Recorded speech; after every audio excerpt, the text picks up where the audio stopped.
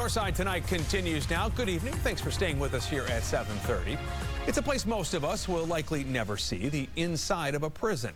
The criminal justice system is designed to roughly match the penalty to someone's crime. But we learned a sentence behind bars often continues to take away even after someone is released. What 25 years in prison does to a person. Prison always wins. Earlier this spring, we spoke with John Osment, the former director of the South Carolina Department of Corrections. Osment was adamant prison takes years off a person's life, and there are studies that support what he's talking about. In fact, research from Vanderbilt University found over a 14-year period that each year in prison roughly takes 2 years off someone's life expectancy. With more than 2 million people locked up, mass incarceration has shortened the overall U.S. life expectancy by almost 2 years. I spoke more with Osment about the purpose incarceration is meant to serve.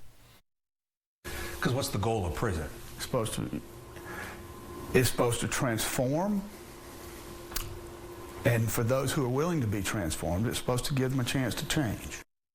But that change can be hard. Life behind bars can drain someone's sense of hope and sometimes even their will to keep going. But tonight, a story of hope. There are inmates who have found purpose again through four-legged companions who also have been given another chance. Last month, we traveled to Wateree River Correctional Institute in Sumter County, South Carolina.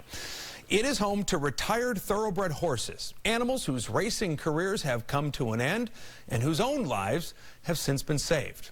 It's a program created by the Thoroughbred Retirement Foundation. It's a nonprofit that saves these animals from a fate of neglect, euthanasia, or slaughter.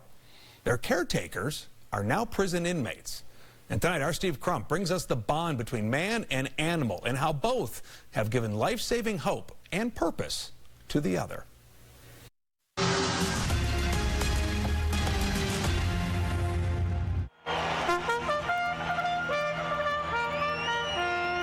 They've responded to past calls to the post, sprinted through starting gates and tracks across America.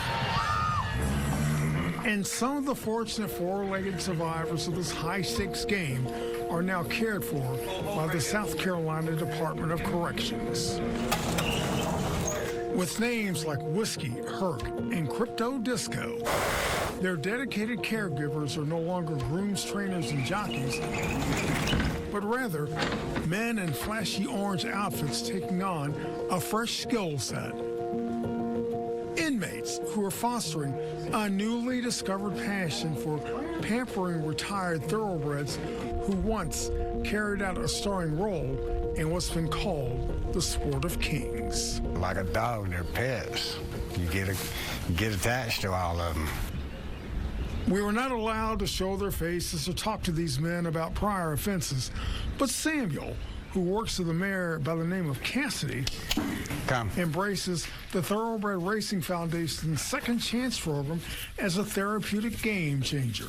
It brings you a little closer to home. Peace. It gives you a sense of peace in a place like this. Patience. Lots of patience. This is a program like other programs that we have at the Department of Corrections that helps folks that are incarcerated with rehabilitation. Brian Sterling is the director of the South Carolina Department of Corrections. The Wateree River Correctional Institute in Sumter County is one of 8 lockups around the country where horses bask in life's sunset years. Sterling believes inmates seeking a new equine skill set clearly reduces the rate of repeat criminal offenders. It's under 10%. I'd say around 7.5%, 8% of the folks. So in other words, you see fewer faces in the so-called revolving door. Yes, we're stopping that revolving door. You take care, you watch them. You know, someone will act up sometime, but that's what they do. Assigned to Crypto Disco, Artie feels the deep personal connection between man and animal can best be defined as a two-way bonding experience. Because these horses teach you how to just be calm. You be calm with them, and you learn to be quiet with them. It's kind of like a paradise for these horses who have spent their days racing. Some of them were pretty good. Most of them weren't very good. But good enough to be blessed with a newfound lifeline according to William Cox, who heads up the South Carolina Thoroughbred Retirement Association. Instead of being lost to euthanasia or slaughter or something, we provide a sanctuary. Really, this is an old folks' home for thoroughbreds. No rocking chairs for the residents of this old folks' home, just individual stalls, a lengthy barn, and farm pastures. Horses have been coming to this correctional facility since back in 2004, and right now they manage to keep 20 at a time. Just like the inmates, the horses are getting a new lease on life, making sure that they're not forgotten at the finish line. These horses are taken care of. They get to come out here to this beautiful farm, this beautiful property in Rembert, South Carolina, live out their days completely carefree. South Carolina continues a well-documented love affair with horse racing. Springtime brings the Ellery Trials.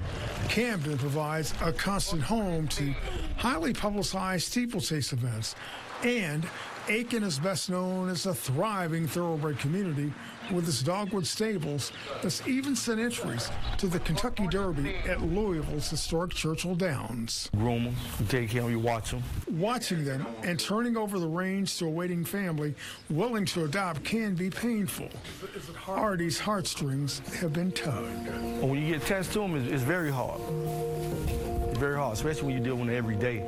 And for Samuel, it's a deeply cherished relationship with a special dialogue all its own. Watch their ears, their body language. Ears are clicking. She's listening.